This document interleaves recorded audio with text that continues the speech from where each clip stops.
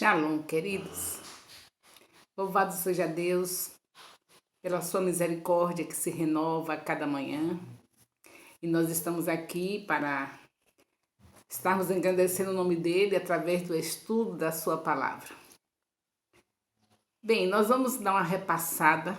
Nós estamos assim naquele clima de teste hoje. O que é que nós já aprendemos?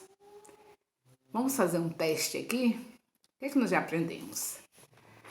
Nós já aprendemos que quando Deus tomou Moisés para escrever o Pentateuco, ele começa pelo livro de Gênesis. Moisés foi convocado pelo Senhor, tomado pelo Senhor, inspirado pelo Senhor, para escrever o Pentateuco, e começa pelo livro de Gênesis. E nós já estamos sabendo que o livro de Gênesis foi escrito com a finalidade de desconstruir toda a crosta de idolatria que estava na cabeça e no coração dos descendentes de Abraão. Vocês lembram onde nós deixamos?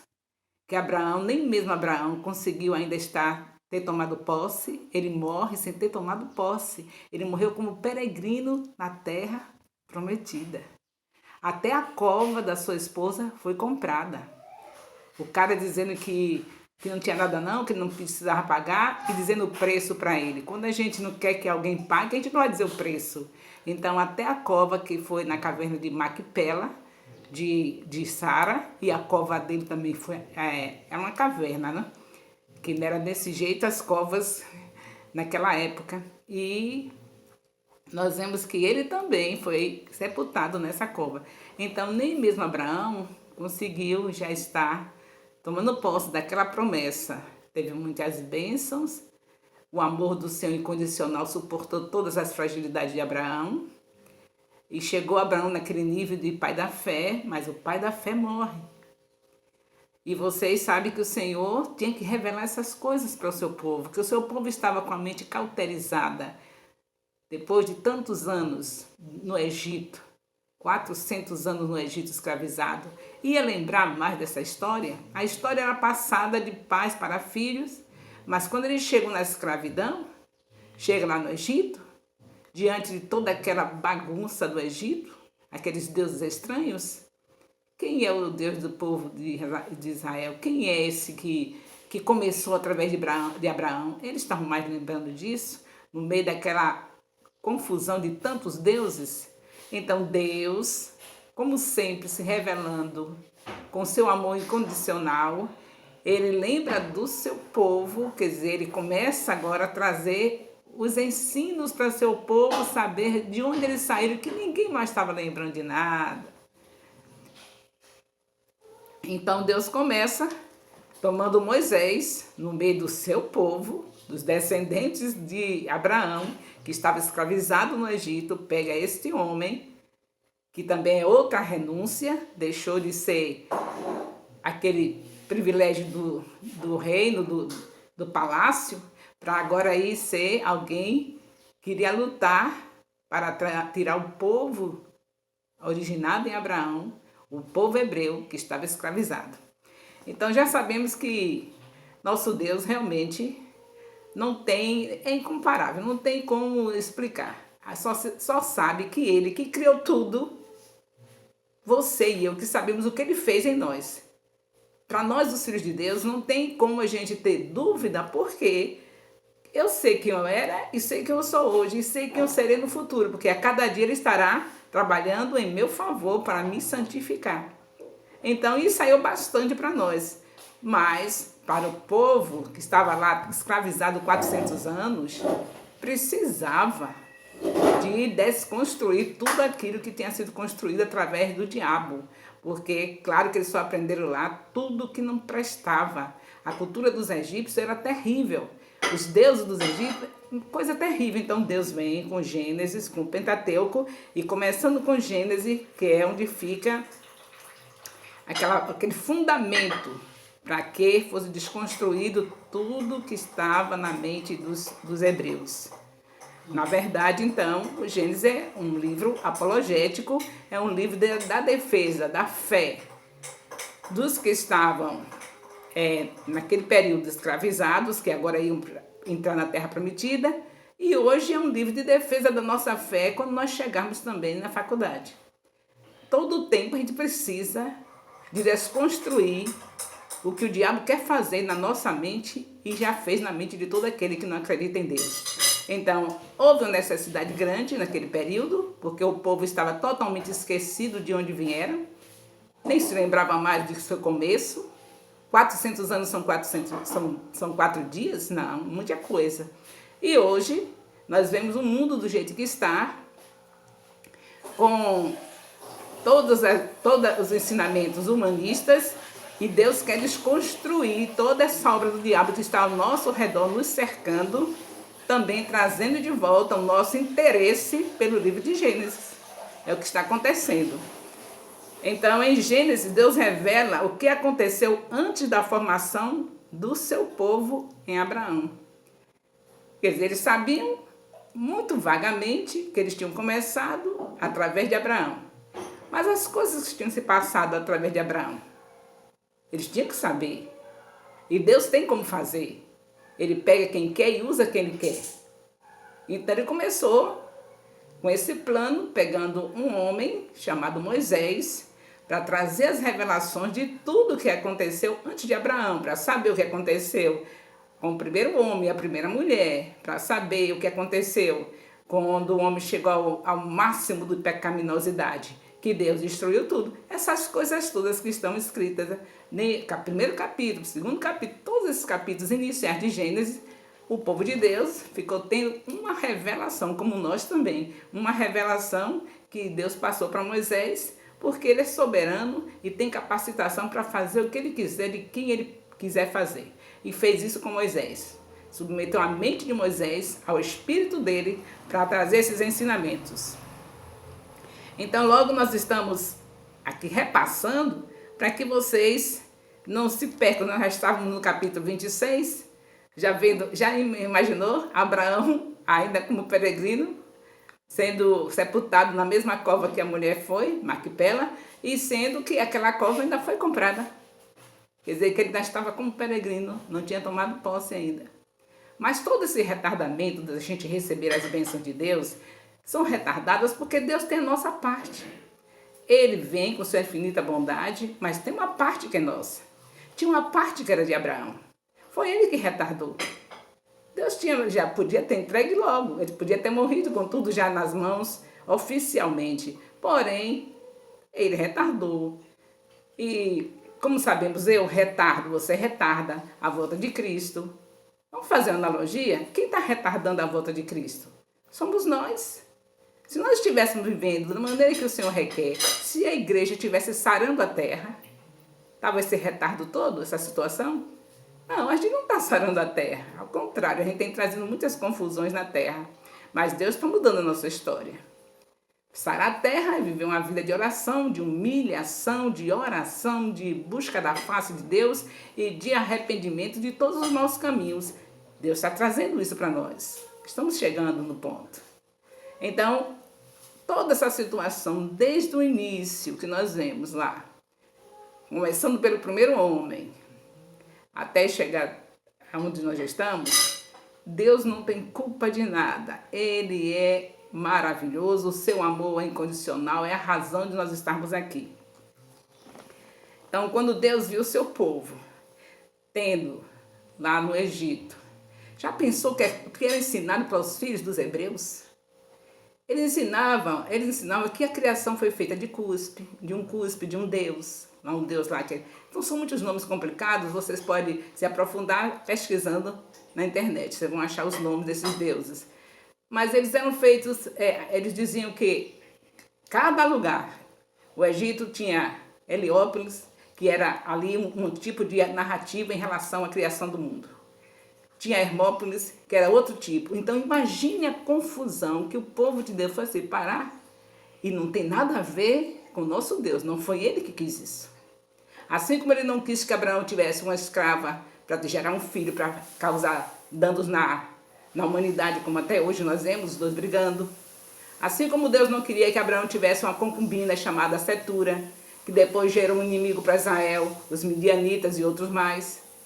Então essas coisas não são Deus, não é programação de Deus.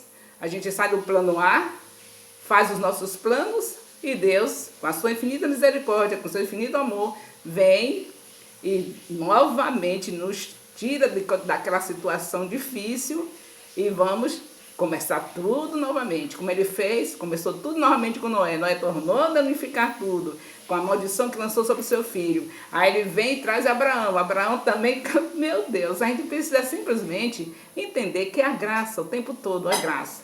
E não podemos entrar nos templos com o nariz empinados, arrogantes, prepotentes. Deus já levou tudo isso na cruz. Prepotência, arrogância, nariz empinado, orgulho, né?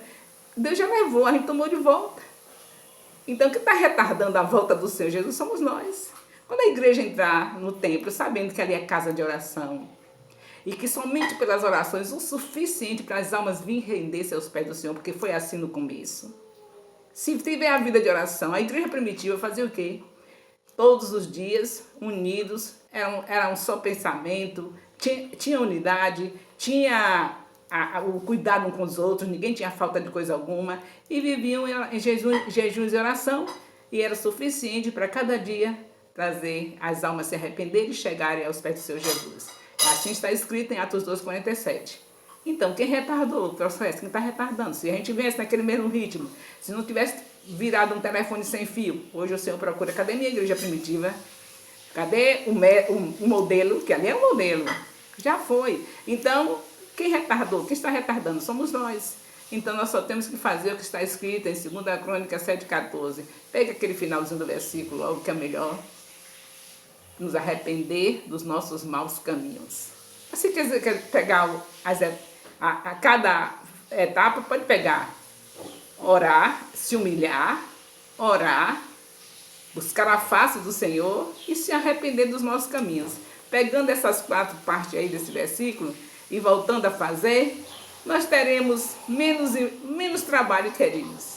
A gente procura complicação, a gente investe uma fortuna para uma ornamentação de um templo. E nós, principal templo que somos nós, sem ornamento, entramos com aquela feiura toda, que é a prepotência, a arrogância, o orgulho. Entramos no templo assim. Então a beleza toda, aquilo que nós investimos tudo, vira nada. Aí no final, você não vê ninguém chegando, chorando, arrependido. Vê alguém que depois de um apelo, com muita luta, chega lá na frente. Mas era para ser como igreja primitiva, espontâneo. O Espírito Santo ia lá, convencia por causa das orações. Por causa de nós estarmos no plano A do Senhor, que é fazer da casa dele casa de oração.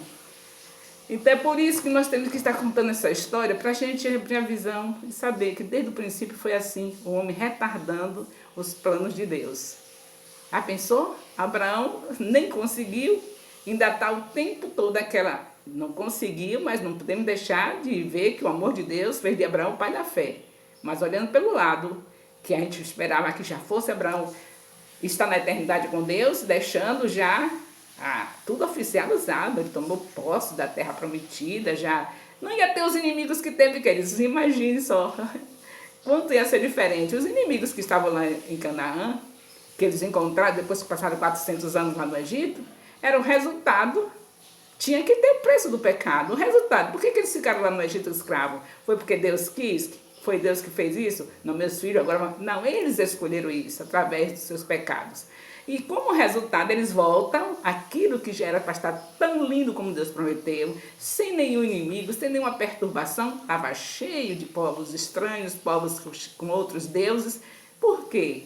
Foi Deus que botou ali. Não, vou deixar que esses povos estranhos, com essas idolatrias todas, porque tem que fazer parte do contexto. Não era isso.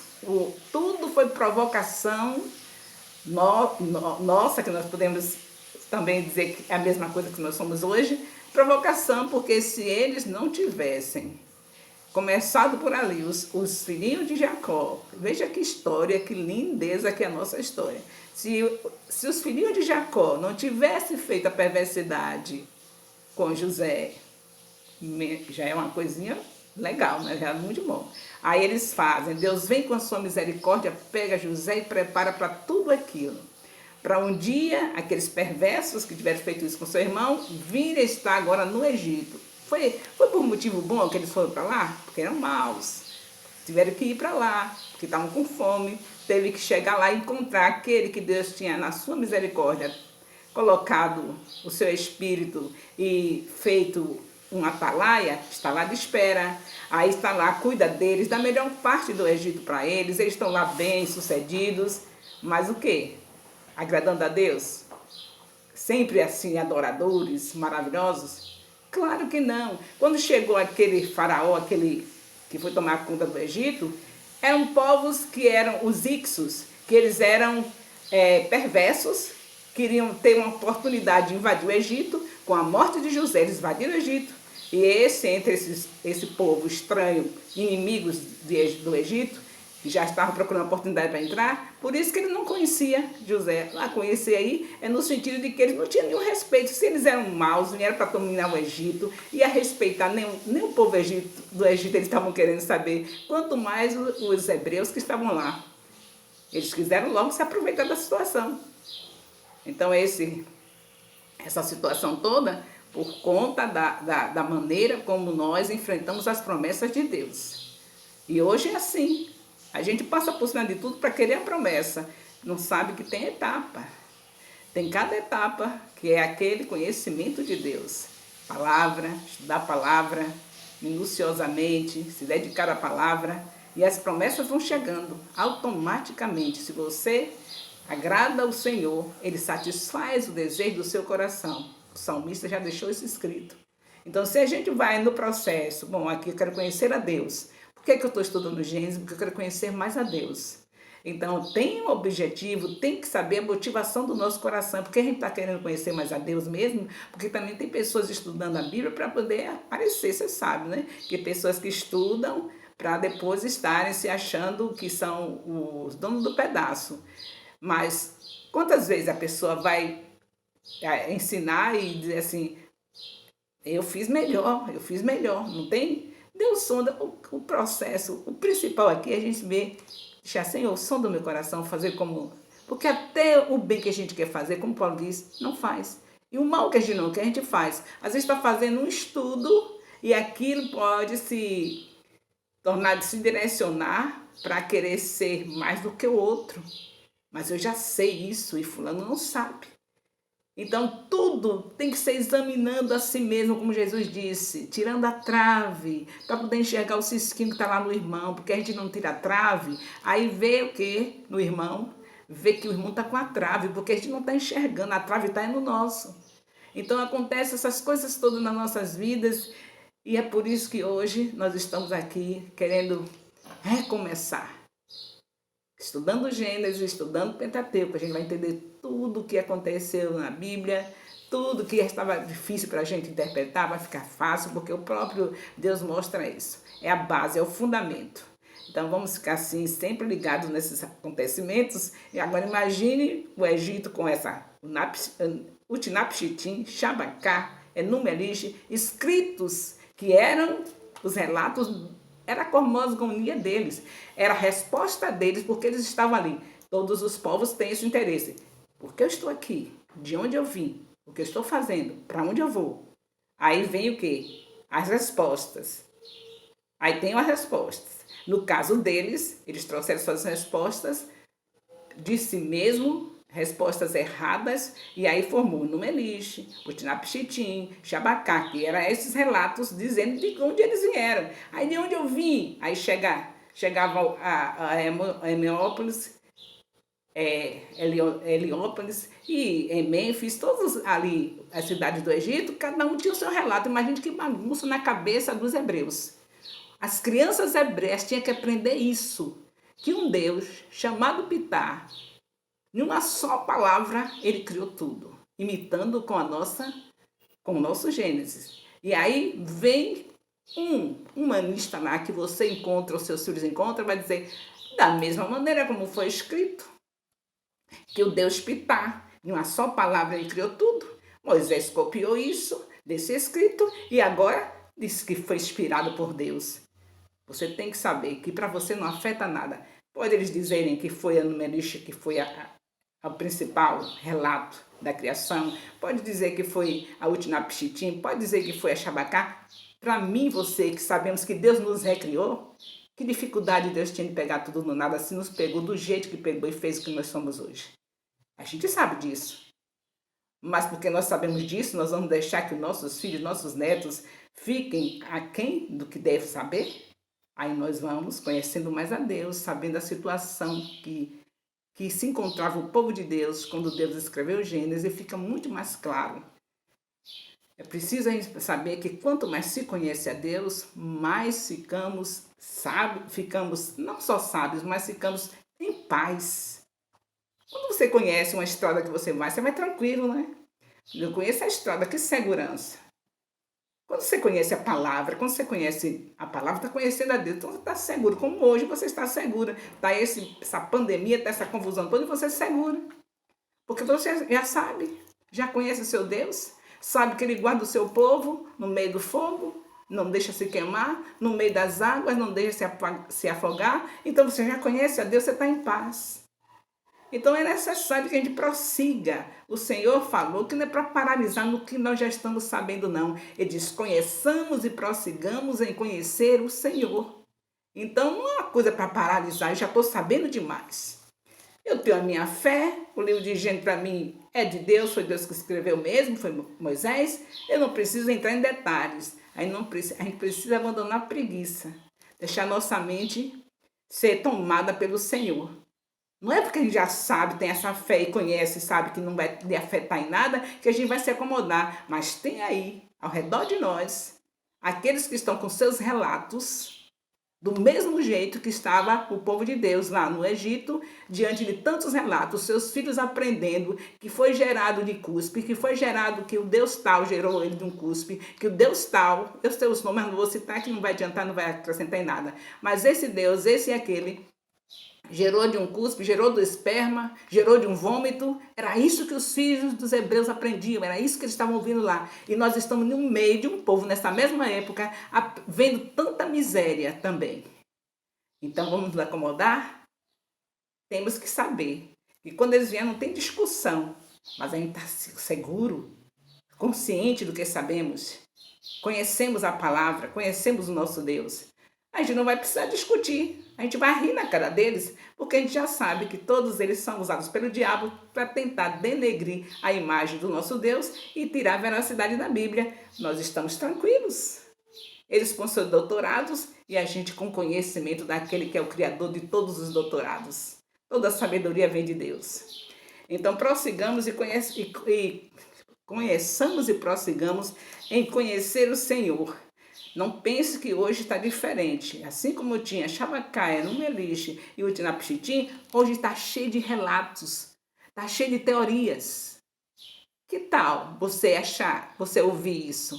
Dizer que de uma explosão saiu seu fígado, seus rins, seu coração. É uma miséria a gente ver uma coisa dessa, que o ser humano chega a ter um nível de pensamento desse, denegriu, né? Eles acabaram com a inteligência humana, porque só uma pessoa com uma inteligência que rejeita a inteligência, porque Deus deu a inteligência toda, rejeita para poder pensar um negócio desse. Porque se a pessoa usar pelo menos 1% da inteligência que Deus deu, não vai pensar um negócio desse. Como é que eu poderia surgir com toda essa organização que está aqui em mim, esse funcionamento de uma explosão? Ainda bem que eles sabem que teve uma luz, aquele haja luz, eles se baseiam a partir dali.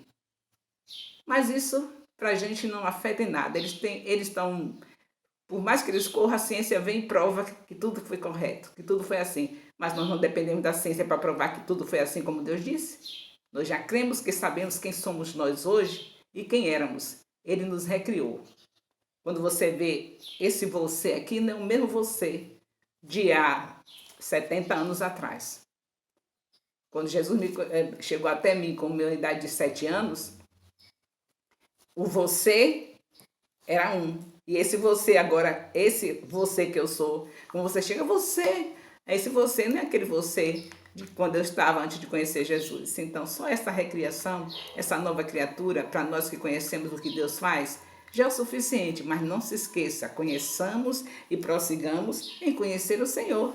Não fique parado aí, porque a ordem é prosseguir. Por isso que nós estamos agora nesse nível. Estudar Gênesis, passar para Êxodo. Quando chegar no livro de Levítico, meu Deus, que a gente não gosta, né? Quer dizer, tem gente que não gosta. A Bíblia toda é importante. Aí passa por cima, não sabendo que ele tem respostas tremendas em relação à adoração. A gente precisa minuciosamente estudar a palavra de Deus. E com certeza, esse é o tempo do rebuliço, do conheçamos e prossigamos, porque não existe avivamento sem esse interesse, essa vontade de se conhecer mais a Deus.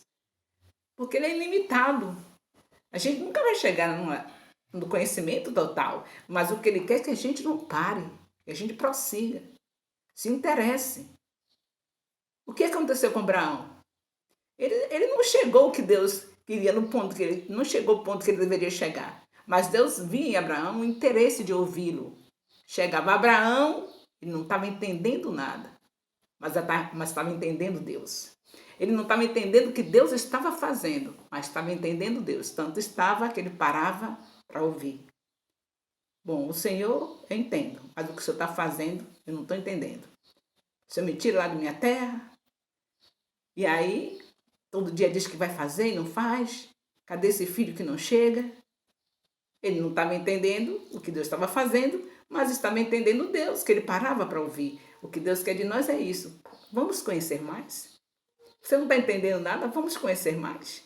Ele quer esse interesse nosso, conhecer mais, conhecer mais. Isso não vai diminuir a nossa fé, como muitos pensam. Se estudar, vai confundir minha mente. A ignorância, se estudar, você que já é um convertido, que tem o Espírito Santo, se estudar, você só vai dar mais glórias a Deus, de saber que esse Deus realmente tem um amor incondicional. Quanto mais você se aproxima dele, você sabe que não é nada. Você fica do jeitinho de Isaías. Ai de mim, ai de mim.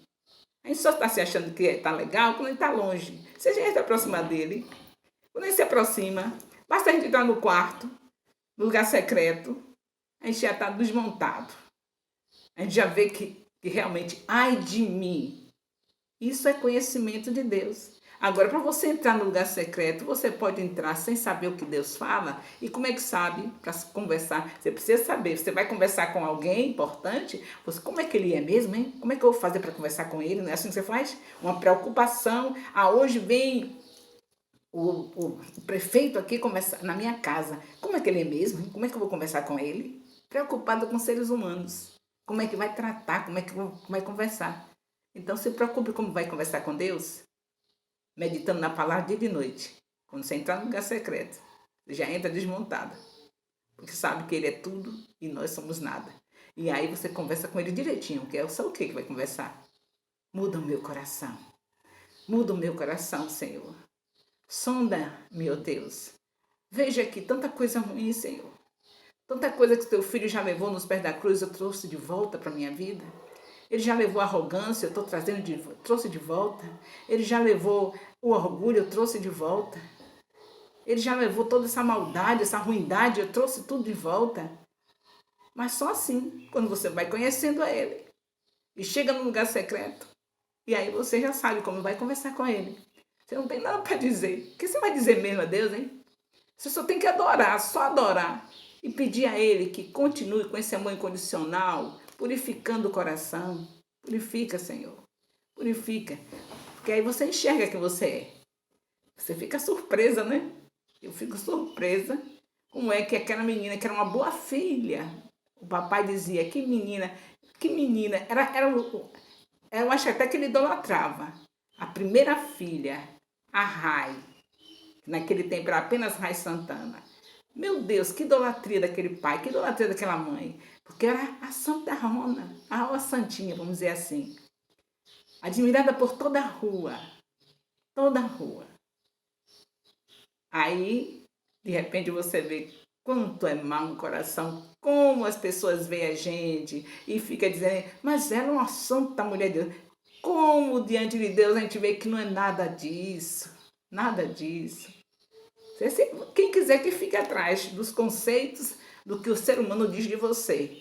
Procure ver o que Deus está dizendo. Você só sabe quando conhece mais a palavra. Quando conhece mais a palavra, você conhece mais a Deus. Quando você chega no lugar secreto, você não tem nem coragem de abrir a boca e pedir nada para Ele, a não ser que limpe o coração.